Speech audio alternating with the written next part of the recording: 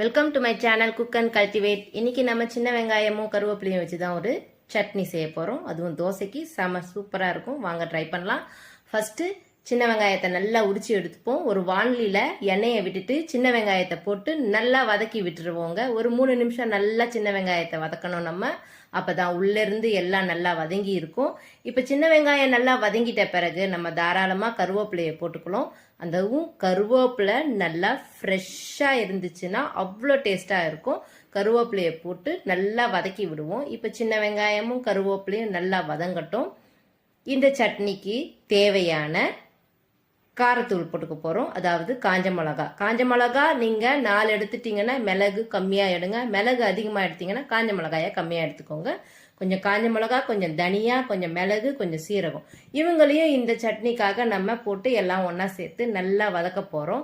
இவங்க எல்லாம் ஒன்று சேர்ந்து நல்லா வதங்கட்டும். இப்போது இந்த சட்னிக்கு தேவையான உப்பு போட்டுக்க போகிறோம். கம்மியாகவே போட்டுக்கோங்க. கல் உப்பு யூஸ் பண்ணிக்கோங்க. அரை உப்பு சாப்பிடுங்க எப்பயுமே, அதுதான் நல்லது. அப்புறம் அரைக்கிறச்சே கொஞ்சமாக புளி விட்டு நம்ம அரைக்க போகிறோம். இப்போ ஆறட்டும். இந்த கேப்பில் நம்ம தோசை வாத்துக்கலாம். தோசையை நல்லா மொறுன்னு தோசையை வாத்துட்டு அதில் நல்லா நெய் ரோஸ்ட்டு விட்டு நம்ம குழந்தைங்களுக்கு கொடுத்தோம்னா அவ்வளோ டேஸ்ட்டாக இருக்கும்.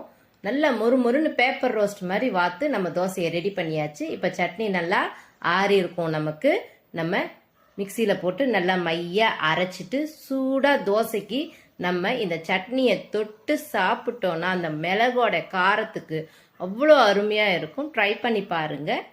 சூப்பரான சின்ன வெங்காய சட்னி. தேங்க்யூ.